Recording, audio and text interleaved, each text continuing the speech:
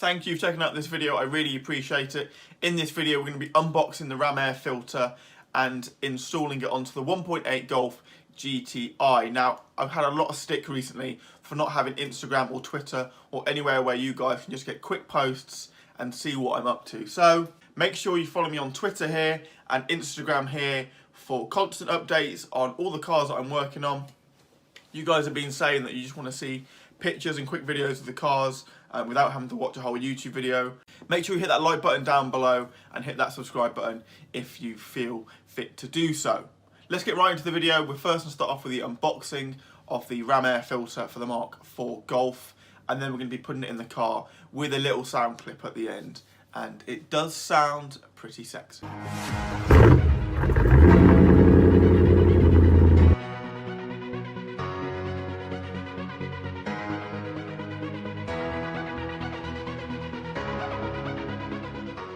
So this is the air filter that we're going to put in.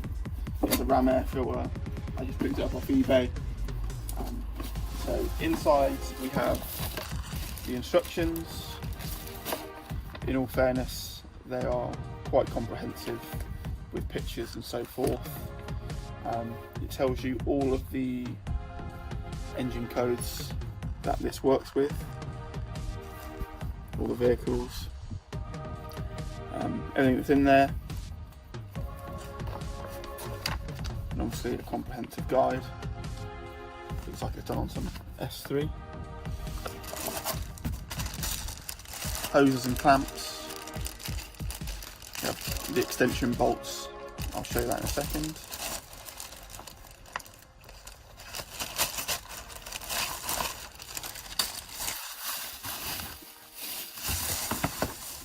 So we have a smaller air filter for the breather tube, just like some wire kind of mesh. This is for the MAF, so this is like an adapter, depending on the size of the hose that goes obviously into the air filter. So they supply that, which is quite handy. The actual air filter itself.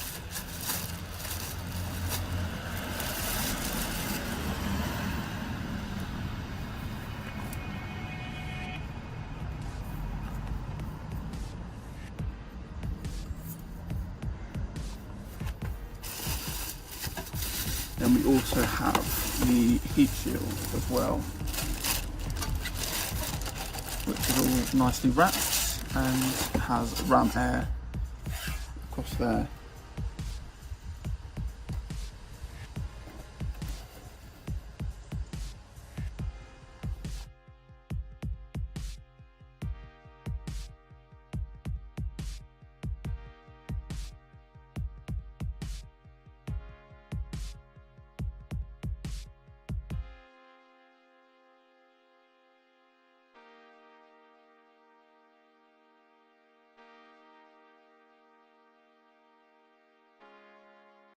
Okay, so the first step is to remove the MAF sensor from its housing. So it's this one, and it's just clipped in with some normal clips.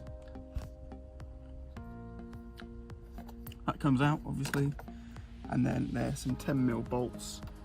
Ideally you want a extension bar, just because there's a bolt here, which is obviously easy to get to. Then there's a bolt down there, that one there, that's a little bit harder to get to, so I've just used an extension bar just to kind of go down there. He says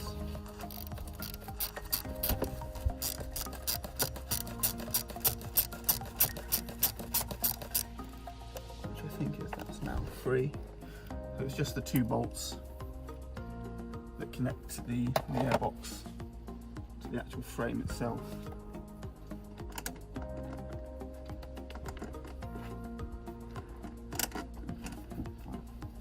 So it's now this, so I need to remove this clamp, although I've got no idea how to remove that.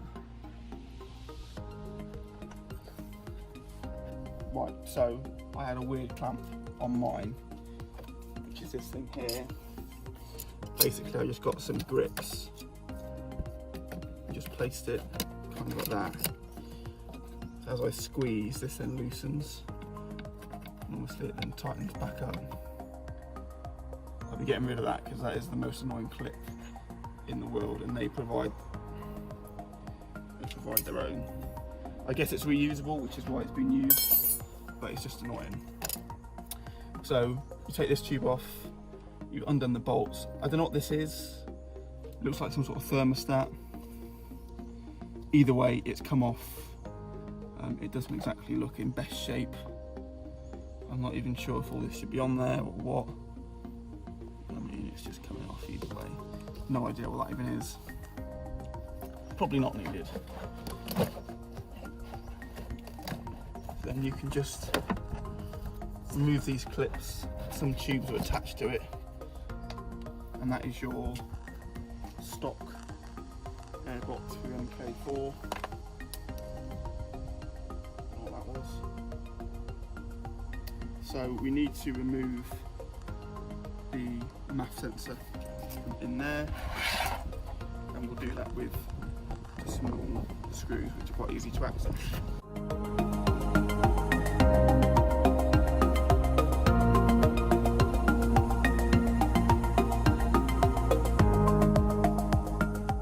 So you can give that a clean if you wish. To be fair, mine looks pretty clean. I'm not going to bother. And then this, I guess you can just sell it and get rid of it. It's really restrictive, as you can see. I had this on mine as well. The videos I've seen on YouTube didn't have that, so I don't really know why mine has, but whatever. The next step is to fit the heat shield, which is going to go something like that. With the extensions, it will be like that, I hope. We also have a small breather tube, which in all truth, I don't know where it is on mine. See, I've been a bit thick, so obviously you can see the holes where it lines up. So make sure you've got the airflow going in the right direction, so air is going to be passing through this way. So you've got the grated side that goes in like that, and then you mark up the holes. But obviously, if you look at that, it's not an airtight fit, as there's a gap up here. I've been trying to work out for about 20 minutes. It really doesn't matter, because when this goes in, you then have this silicone piece that then fits on, and obviously that makes it then an airtight seal, because this air filter then slides in as so. That then becomes airtight. So that's kind of the setup.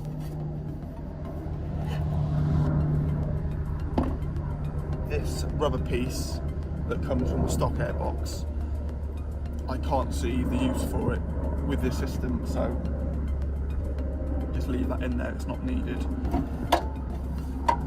So we're going to bolt the MAF sensor onto the housing now, and then we'll put these clips on. Make sure you align them in such a way that you can then tighten them when it's in the car. And mine are a little bit bent, which is unfortunate, but they will fit on there eventually. Then install it into the car with these spacers, depending on which car you've got. So with that being said, I'll just set this up as I've got it here, and then we'll get back to you. Okay, we've had a few issues.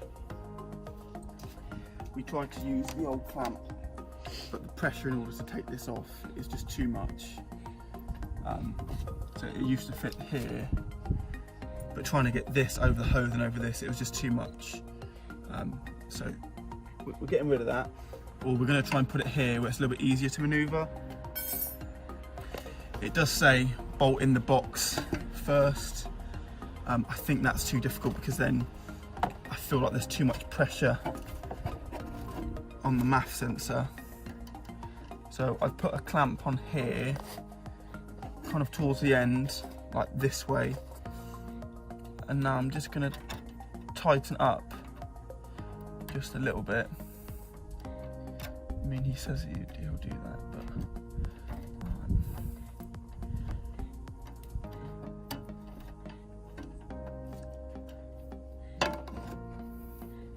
so make sure it's on in a way that you'll be able to take it off when you need to change the filter or change the MAF sensor. And then the process of tying up is quite difficult.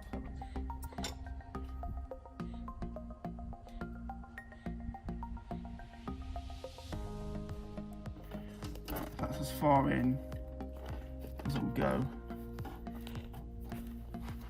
Kind of want the filter there. And then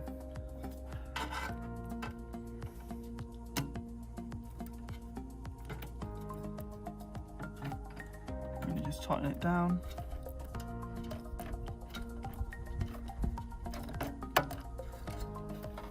I mean, that is quite loose. I need to buy another one of those and just kind of put it in the middle, because that is actually really loose. To the point that's ridiculous.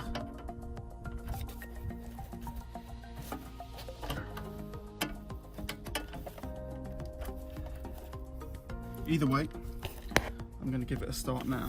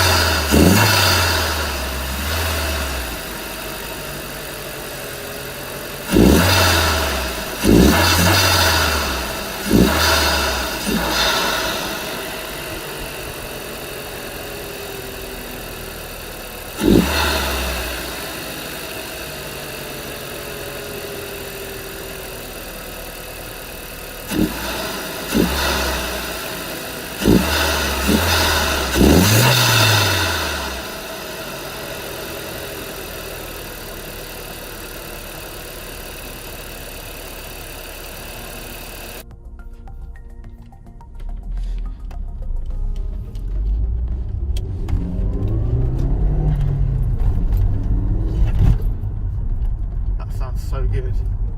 I'm impressed.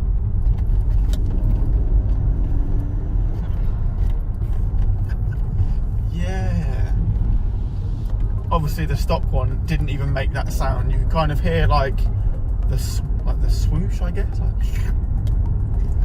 Like, not that noise really, but it sounds like a Subaru, I guess. I'm pretty sure they make that noise.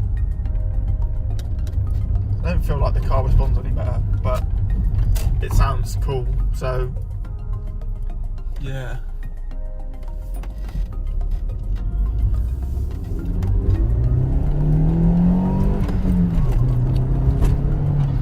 Yeah, boy.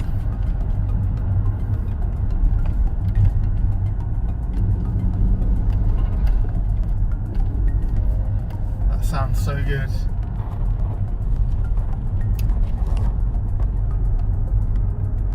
I don't feel like the car responds any quicker than it did before, but I guess it's only an air filter. It's less restrictive than the stock one. Even in 5th gear when I'm just cruising along and you take your foot off the gas, you can still kind of hear it go. Yeah, that sounds awesome. That's a great purchase.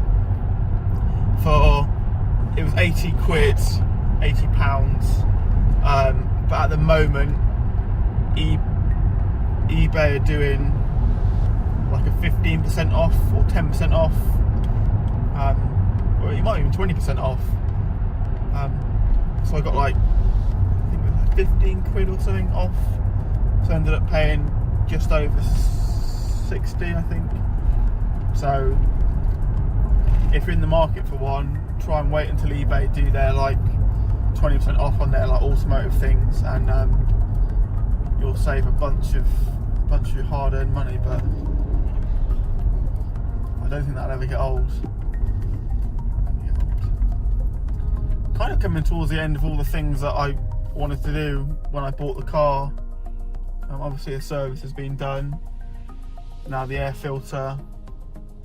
I want to change all the tubes to Forge, but it'll probably be a different brand. I don't really want to spend £150 on basically silicone pipes, technically is what it is. So you can buy like a pack for like 70 quid, so it'd be nice to save some money there. But overall, my impressions, you know, the first 10 minutes anyway, are quite positive. So yeah, there we go. Thanks for watching.